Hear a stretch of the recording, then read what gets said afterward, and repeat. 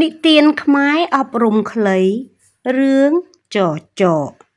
កាលពីព្រេងនាយមានចចកត្រោសធំមួយដល់ខែលំហើយវាដើររកត្រពាំងបឹងបួដែលរីងទឹកដើម្បីចាប់ត្រីស៊ីលុះទៅដល់ត្រពាំងមួយរីងទឹកអស់នៅតែប្រឡោះមួយឃើញសុទ្ធតែភក់មានត្រីកំពឹសបង្កងក្តាមជាច្រើនណាស់ចចកឃើញហើយមានចិត្តត្រេកអររីករាយគិតថាថ្ងៃនេះអញមានលៀបធំណាស់ជាលៀបចម្លែកជាងសពថ្ងៃឯកំពឹសមានប្រាជ្ញាឮចចកថាដូច្នោះហើយក៏និយាយលួងលោមចចកថាយើងទាំងអស់គ្នាសុទ្ធតែចំណីបងចចកឯងទាំងអស់ហើយប៉ុន្តែយើងប្រឡាក់ភក់ណាបងឯងស៊ីយើងទាំងភក់ដូច្នេះមិនឆ្ងាញ់ពិសាទេចចកឆ្លើយថាធ្វើដូចម្ដេចនឹងឆ្ងាញ់ពិសាកំពឹសឆ្លើយថាត្រូវបងចចកយកយើងទៅលាងទឹកឲ្យជ្រះស្អាតហើយសឹមស៊ីនោះទៅឆ្ងាញ់ពិសាចចកឆ្លើយថាធ្វើដូចម្ដេចនឹងយកទៅលាងបានបើច្រើនដល់ម្លឹងកំពឹសថាបងចចកកុំព្រួយចិត្តខ្ញុំធានាគិតឲ្យបងបានស្រួលប៉ុន្តែត្រូវបងឯងតាមខ្ញុំចចកឆ្លើយឡើងថាបងឯងឲ្យធ្វើដូចម្ដេចក៏ខ្ញុំតាមទាំងអស់កំពឹសក៏ថាធ្វើដូច្នេះចូលបងឯងចូលមកដេកននាក្នុងភក់នេះហើយយើងរត់គ្នានឹងបានតោងខំរោមបងឯងនាំយើងទៅរកស្ទឹងបឹងបួឯណាដែលមានទឹកថ្លាច្រើនបងឯងលាងយើងឲ្យស្អាតហើយសឹមបងឯងស៊ីឆ្ងាញ់ពិសាតាមចិត្តចុះឯចចកជាសត្វល្មោបហើយល្ងងក៏ធ្វើតាមពាក្យកំពឹសនឹងត្រីក៏បបួលគ្នាតោងរោមចចកទៅលុះទៅដល់បឹងមួយធំវែងមានទឹកថ្លាល្អចចកដើរចុះទៅក្នុងទឹកអស់ត្រីកំពឹសលោតទៅក្នុងទឹកហើយប្រាប់ថាបងចចកឯងទៅជញ្ជូនមកឲ្យអស់សិនសឹមមកស៊ីឲ្យឆ្អែតតែម្ដងយើងនៅចាំបងនៅទីនេះចចកក៏ទៅជញ្ជូនត្រីកំពឹសក្តាមខ្យងលុះត្រាតែអស់អំពីត្រពាំងនោះឯពួកត្រីកំពឹសក្តាមខ្យងដឹងថាចចកជញ្ជូនមកអស់ហើយក៏នាំគ្នាមុជទឹកបាត់អស់ទៅ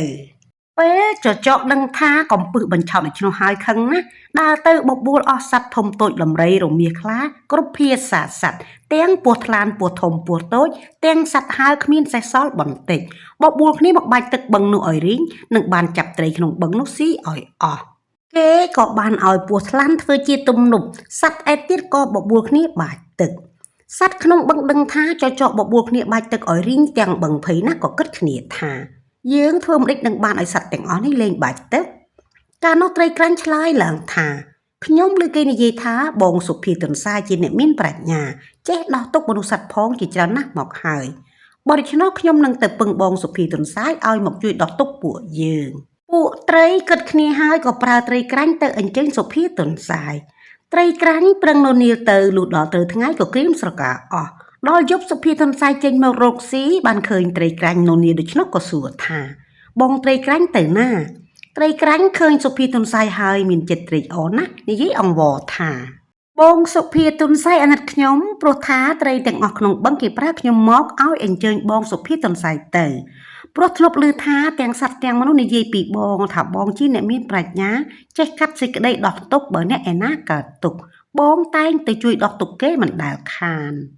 ឥឡូវមានដំរីក្របីគោរមាសរមាំប្រើក្តាមជ្រូកពស់ធំពស់តូចទាំងសត្វហើរគឺ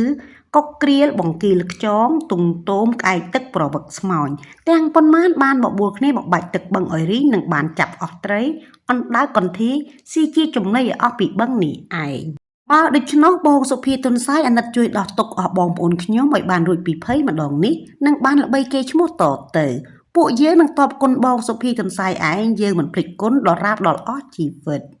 ឯទន្សាយលើត្រីក្រាញ់និយាយអង្វរដូច្នោះក៏ឆ្លើយថា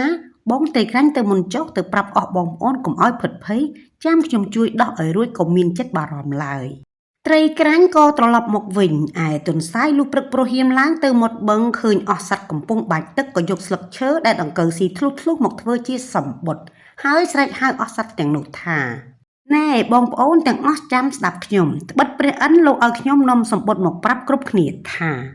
ព្រះឥន្ទលោកមកកាច់ជើងត្រុំប្រមុំជើងអកកាប់ក្បាលឆ្កែចចកដកភ្លុកដំរីស